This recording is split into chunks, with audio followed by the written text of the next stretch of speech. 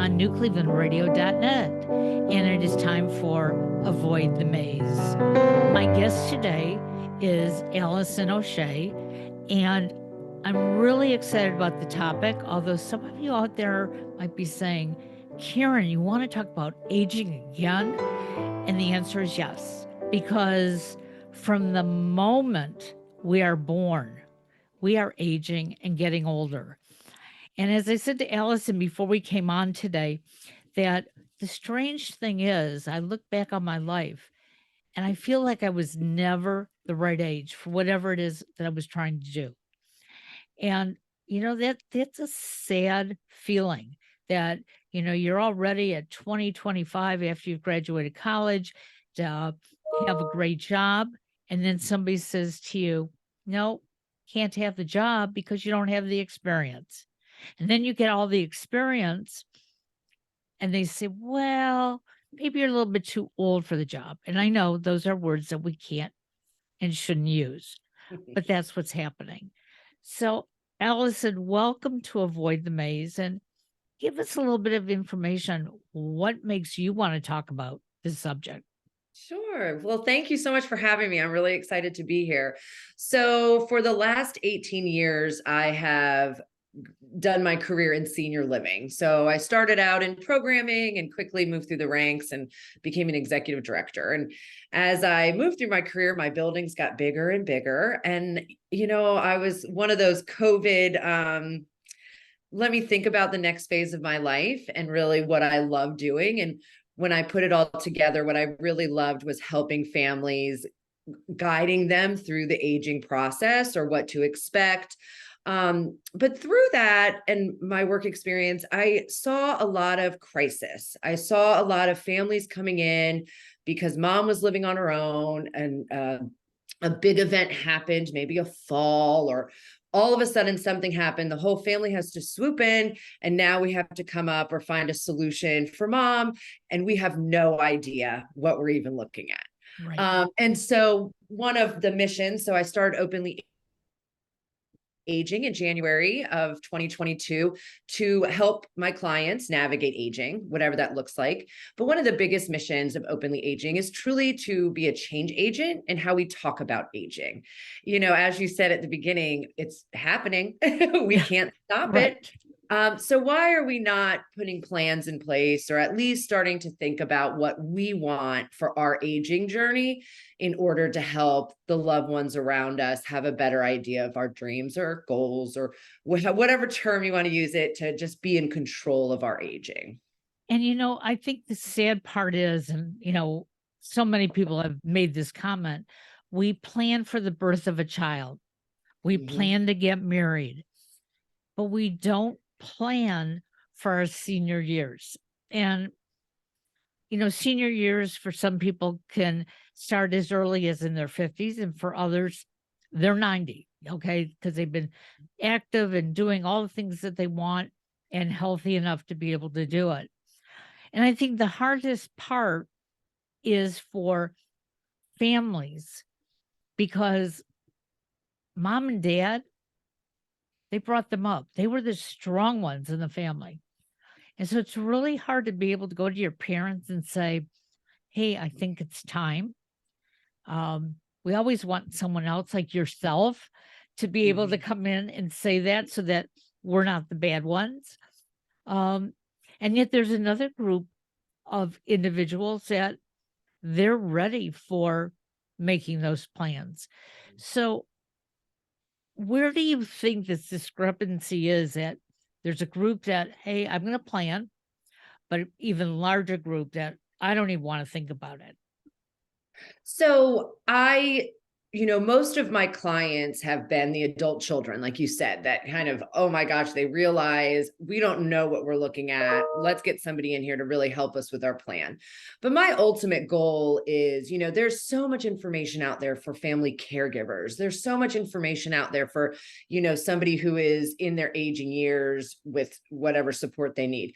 But there is a whole group of people who I view as early retirement, who we're not talking to them. We're not telling them, hey, if you put this in place, you're going to have the most control over your aging. And that's really where I'm trying to target is this, a lot of people, when they're starting to think about retirement, they get a financial planner and Yep. they make sure their finances are set, but we're missing the spiritual, the goal oriented part of aging. Where do you want to be? And so what we're going to discuss today is 5 questions to ask yourself to really just start thinking about it. And I think another reason people don't is because early retirement, you're healthy, you're not thinking about the years where you need care. But a lot of things that we need to start thinking about are things 10 years down the road. And so that's really why it's important to have these conversations. And so many of us didn't do the financial planning either. Either we did and we lost it because of circumstances, or we just never thought that we were at the right age to do it. I remember when my husband and I went to a financial planner, he looked at us and he said, "Well, where's all your retirement money?" And I looked at him and I said, "And you know that we have a son who's on the autism spectrum, and not that he needed a lot of help, but we didn't have insurance for him in the beginning. So all that retirement was paying for whatever." And he looked at us and he said, "Well, you shouldn't have done that." And I said, "Really?" I said, "You make choices based on where you are in your life." And so I know there are people like myself who say, "You know what? I'm not going to go have some financial planner, tell me I've done things wrong." Mm-hmm. And do I really want to go to Allison to have her tell me I'm doing things wrong? Now, I know you're not going to say that to them because you have 5 questions that allows us to Yes. figure out. So You don't need to, yeah. so let's start with those. Tell me what number 1 would be. So it's really important when you are starting your retirement process, or even just as you're aging, to really think about who is going to be your aging support system. We all are going to need some sort of support as we age, especially when we get to the ages where care or resources, maybe you're not going to be driving. So identifying, is it your adult daughter? Well, where does she live? Does she live in another state? Do you plan on maybe in 10 years, 15 years, when you're noticing some issues, moving to where she is? And if not, that's okay. There's no right or wrong answer to kind of help people. But if you're not planning on moving and you're staying where you're at and you don't really have any other family, what is that going to look like for you? And there's a lot of organizations or resources out there, such as geriatric care managers that, can come in and maybe help support. But it's really thinking about that as soon as possible, so a plan can be put into place of who's going to be your aging support system. So I know as my parents were aging, my father had had health issues all of his life. And my mother basically became his caregiver. Even when he was up and around, she's the one who was reminding him it was time to take his pills or whatever. But after my father passed away, my mother being this strong one, and she was 4'11". Oh, Okay. geez. So we all tower over her. Um, and she told us she wasn't leaving her apartment. That was her home. She could afford it. She wasn't going to spend big money living in a retirement home. And she was still driving at the time. And my brothers and I, we all live out of town. There is family around, but there's still nieces and cousins and grandkids, and they don't have that responsibility that daughters and sons, I would at least would hope to have. And so she did fairly well for about 4 years until she had a severe mini stroke, and she was in the hospital for 3 days. And she said, "Look, I'm fine. I can do whatever I want." And we said, "Yeah, you are fine, except for the fact she lost the use of numbers to the point that you would show her I-75 and she would look at it and she'd say some weird number. Now Mm, she knew it was this, a highway sign, but we kept saying, "You're gonna get lost. You're gonna be looking for something and you're gonna get lost." And she kept saying, "I can do it." And luckily the doctor walked in and said, "No, I'm taking your keys away." mhm, So just like that, it was, now what do we do? mhm, And so we did get her into um, independent living. mhm, Um, and there was assistance there if she needed it. But we were still all out of town, and that was tough navigating that. mhm. So you brought that up in the beginning. What happens when your daughter lives out of town? You're not going to move there because all three of us tried to get her to move to our cities, and she said no.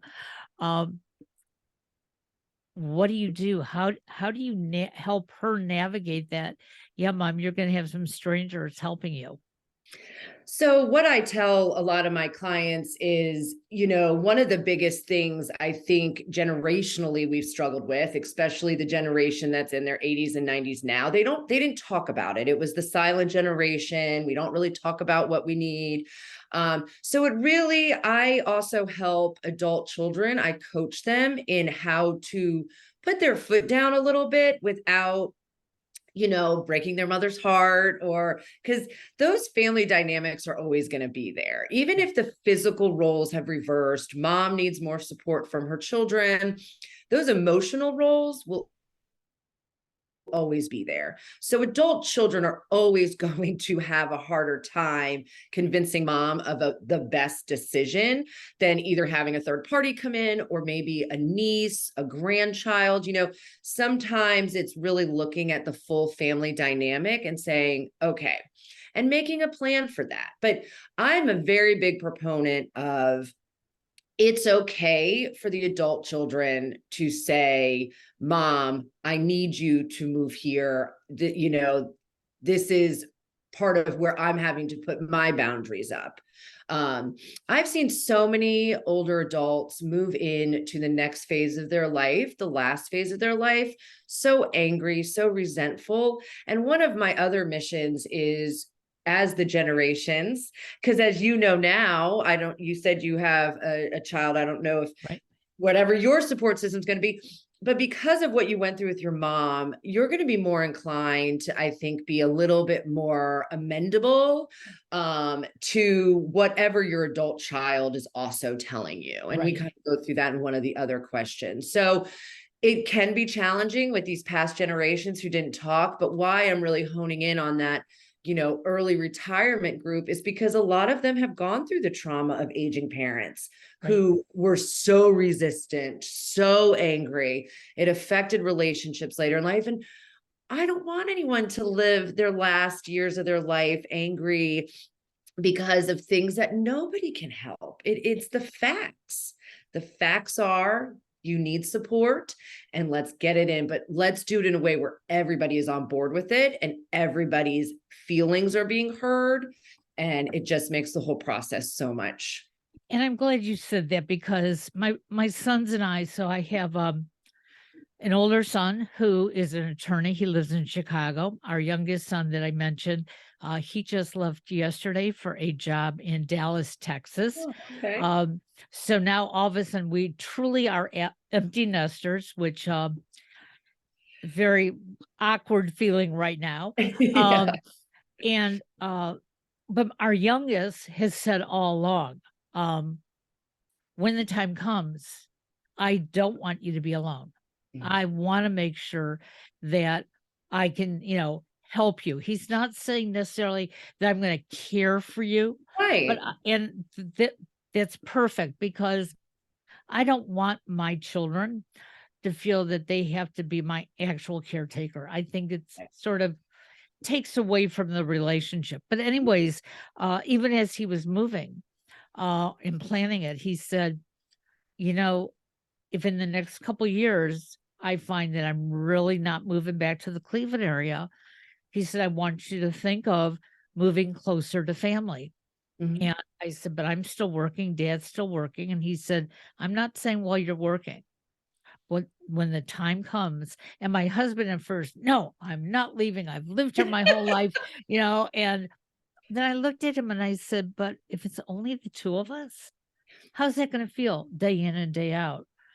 And so we were in upper state New York for the holidays, and I think we got lost on purpose because my husband wanted to see a couple of the communities, and he goes, you know, I guess we could if we had to. And so now that dialogue is happening. And that's Both my all it sons is and dialogue. both my sons know. And it's terrific because they're letting us set that path. And they also know that my husband and I are very particular about what we would like. And so I don't want either one of them just going in and saying, hey, here's an apartment and it's a studio and you two just Deal with it. yeah. So what would question number 2 be now that we've said, okay, we're going to think about it. We're going to talk about it. Now we've talked, but we haven't come up with anything yet. Yeah. And just kind of taking a step back too, just to reiterate what you said is it goes back to control. So if you say, okay, he's in Texas, it looks like he's going to stay there for a while. You can spend some time getting to know the area, really, finding and getting there and getting there early enough to where you can enjoy meeting new people. So there's just so much to be said about just the idea of talking about it. Right. So number 2 is you do have to know your finances. And once again, there is no right answer to this. And I'll tell you why. Number 1, if money is of no concern and life is, whatever, there are so many continuing care retirement communities. Those are the communities you buy into that have all levels of care. Well, most of them have between 5 and 10-year wait lists in all cities. So you really need to start thinking about, what kind of services. Well, and the opposite is also true. If money is of concern and you would be eligible for some free services or reduced services, those also have wait lists that can go from 5 to 10 years. So it's really the idea of knowing from a financial standpoint what you can afford, what you can't afford, or what kind of services are out there that will fit within that budget, and really just kind of getting a general understanding of your finances. And like I said, there's no right answer. And worst case scenario is you've put a wait list down somewhere, or you've called some of those free services and put your name on, and you get a phone call in 5 years that your time is up, and all you have to do is say no. But it's like and you stay at the top of the list. So it's like an insurance policy. Got it. Hey, that part I really did not know about. I do know that there are some states that have better services for seniors. And when we were in New York, somebody was saying that in upstate New York, it's the best place to be a senior because there's so much money up there that if you don't have money, people they're sharing in some respect. And I just found that so welcoming. It's like, well, that's the type of community, not that I want the charity, but I want a community that's going to say, hey, I respect you. Look who you are. Right. Yep. So we've talked about it. We're looking for services. We're trying to figure out, do we want to age at home and what does that look like? Do we want to age in a facility, and I hate calling them, but community. Yeah. Okay. And that's where my mother was. She was she lived in independent care.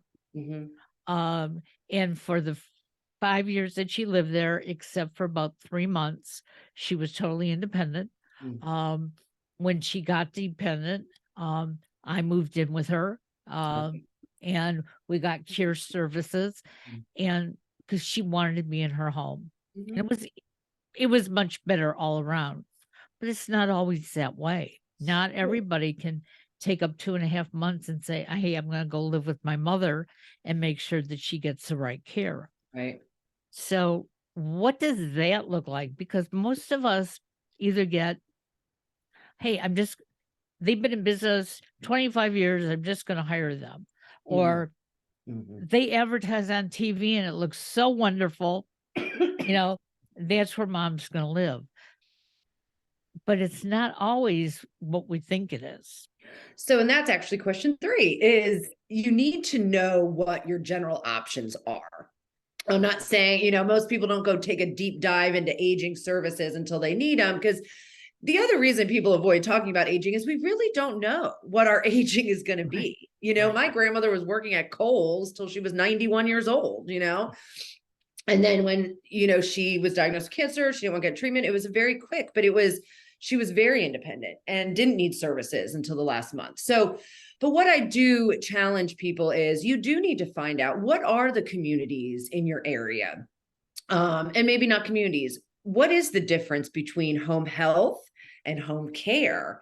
What is covered by insurance and what is not? Because a lot of people, even in my career in senior living, we would get at least 1 or 2 phone calls a day looking for a place for someone's loved one, and they really thought insurance covered it. I'm like, oh boy, no. No. So, and a lot of senior living, especially independent living communities in your area, do a lot of informational sessions. Right. So I always kind of challenge people, why don't you get yourself on the list? You'll get some good food, you'll get some drink, and it's about an hour presentation, and they'll have different topics all the time. And so you can pick, and local senior centers have the same thing. So you can pick and choose what topics are of interest. But I do think it's really important to know what a lot of people don't know what the difference is between a CCRC, which I mentioned earlier, a rental option, home care, home health, therapy. Why is therapy important? Physical, occupational, and speech as we get older. So there's just so many moving pieces. And without a basic knowledge, you really can't put an aging plan together, which is really what my ultimate goal is to help people put an aging plan. So we've talked about communication. We've talked about, coming to some sort of realization of this is how I would like to age. And we also know, like you said, if we don't know what the health issues are, it may not be the way mom or dad or yourself have decided. And I think sometimes you have to have a deep conversation about that. Yes, you can stay in the house. We'll make sure that you're never alone when you need, support. But if things turn to a certain degree, you may not be able to be at home. So I know that's a real tough one, but it's something that has to be said. So we got that together. So now my boys know I want to age at home. I know that my finances aren't real great. So they know what they're already deciding what their responsibility is going to be. I happen to be very lucky. So now what? So the fourth question to ask or to make sure is, have you told your future support system that they are going to be your support system? And so it sounds like from your family, you all do have had this conversation, but so many people, okay, well, my daughter, she lives down the road, she's going to be my support system. Well, what if that daughter is, very overwhelmed with things at home? As we're working later in life, we are having children later in life. So a lot of these adult children are also in maybe the most financially lucrative part of their career. They might have children that are in college or just graduated and, maybe starting families. So you have to make sure when you're saying, okay, I want you to be my support system, that family member understands what that means. Because, and that you have put some sort of blueprint together so they can see what their responsibilities are within that aging journey for you. What a blessing you can give them if you say, hey, I would love if you'd be my aging support system.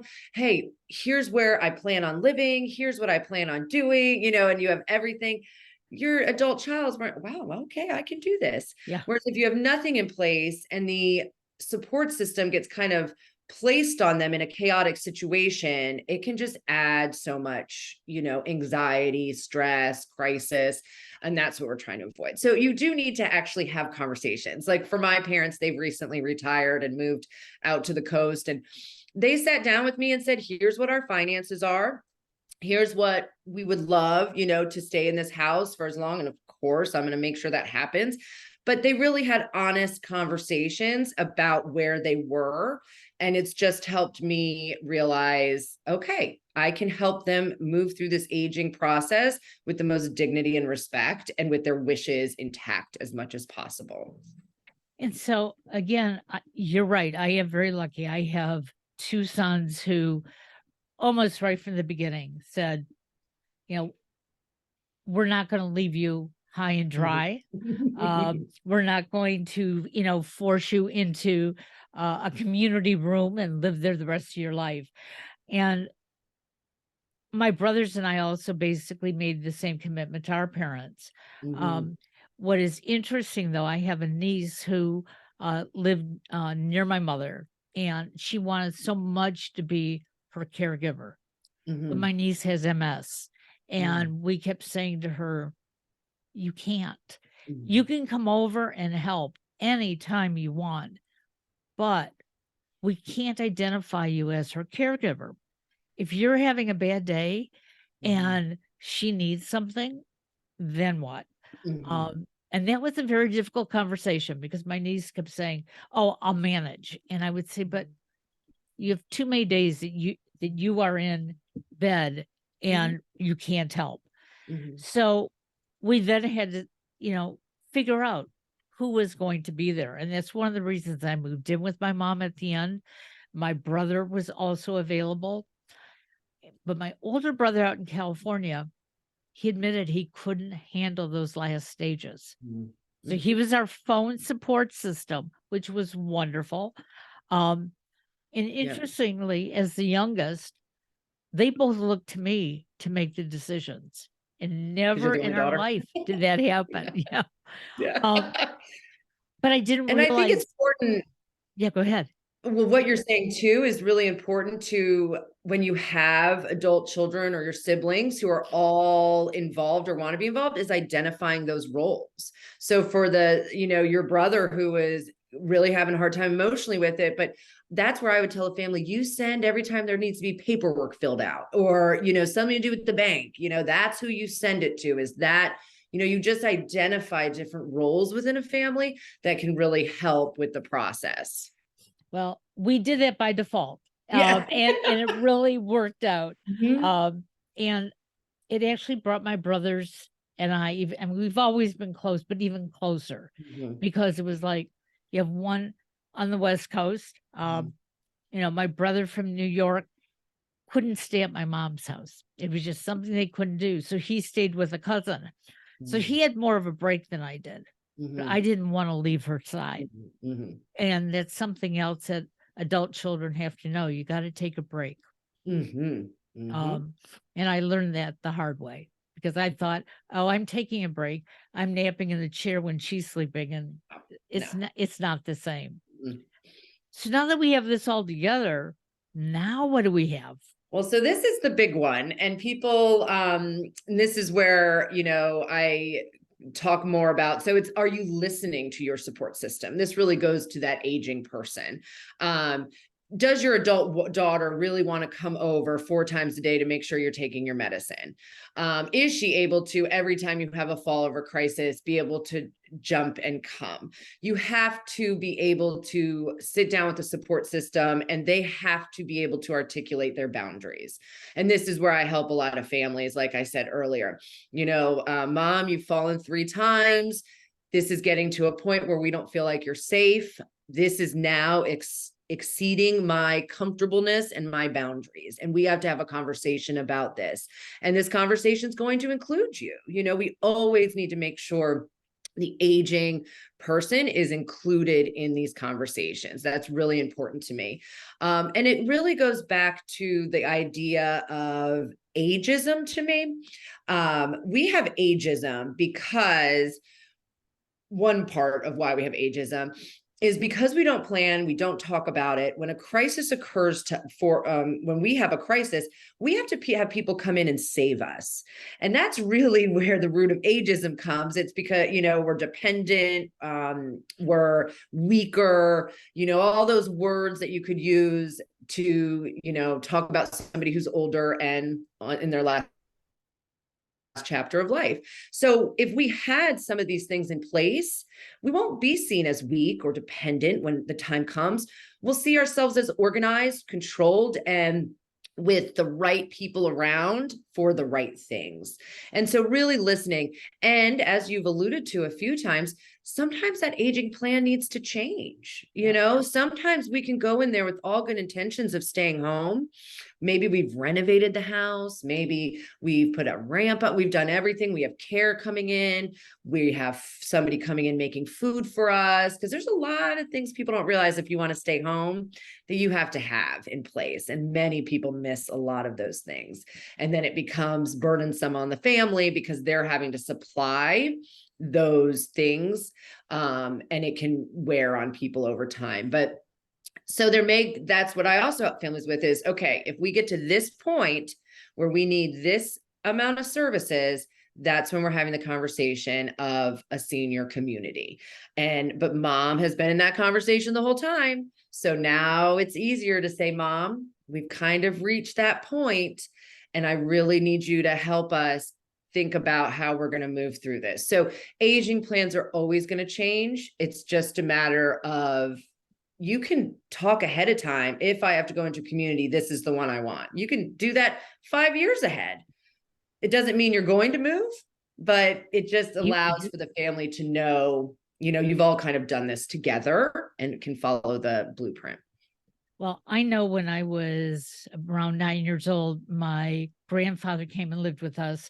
My grandmother had passed away. My grandfather was old when he came to this country. And so was my grandmother, even though they were very young. Yeah, right. They were very old. And so those conversations were not had. But my grandfather moved in with us, and almost immediately, he appeared to be losing his memory. And so we had care during the day, but my brothers were there. I was there, my mother, we in and out of the house. And all of a sudden one day, my grandfather is sitting in the living room and he says to my mother, I don't want to live here anymore. Very clearly. And my mother said, what do you mean? He said, I want to go to the folks home. I know exactly where it is, and I'm sure I have friends there. And my mother looked at him and she said, but you have a nice home here. He said, but you're not old. And I loved it because now that I look back at that conversation, my grandfather was lost. He had, a teenager running around. He had this little girl running around. He had a 13-year-old boy who was going through hormonal changes. And he was trying to be grandpa, but he couldn't. And we all thought that he had dementia, and he didn't. He just didn't know how to communicate with us. And it was just so busy. Yeah. And then one day he just blurted it out. Yeah. And my mother and her sisters and brothers made the arrangements. Facilities, they were facilities back then. They were not communities. And it was difficult to go visit him there, but he was actually happy. And he was a man ahead of his time. He definitely was. He wanted to be with people that he could talk to. Relate to. Yeah, exactly. And that's something when people want to stay home for a long time, or that's their ultimate goal. This is probably one of the biggest conversations I have with early retirement people that I'm helping put their aging plan together is, if you get to a point where you can't leave your house, how important is the social piece of your life to you? because people don't think about that. And it's very important. And your grandfather obviously was feeling that he was missing that. And he had the self-awareness, which in that generation wasn't very right. prominent in regards to aging, not in life, but to say, I'm missing that. And that's a big piece of who we are as humans, is that social piece. So if our listeners want to get in touch with you and, ask questions or sort of be coached through this, because it's not an easy road. Okay. I can read books about it and say, oh yeah, I'll do that, and tomorrow I forget what I read. But it is so important. Like I said from the beginning, we're all aging, and we may age so gracefully that we never need anything. Right. And then there are others we don't know. I mean, the other night as my son was packing to leave, he had stuff lined up in the hallway, and he gave me something to carry downstairs. I wasn't watching where I was going, and I tripped over a bag strap. And I was lying on the ground, and I didn't want to yell because it wasn't anybody's fault. It was a true accident, but I fell on my knee replacement, and hitting that knee, I saw stars. And I thought, I can't get up. And what was going through my head was, he's not going to want to leave. I have to be okay. And I got up, I started walking, and it was like, okay, yeah. I was very, very lucky, but none of us know what's going to happen to us. So talking about it and planning is important.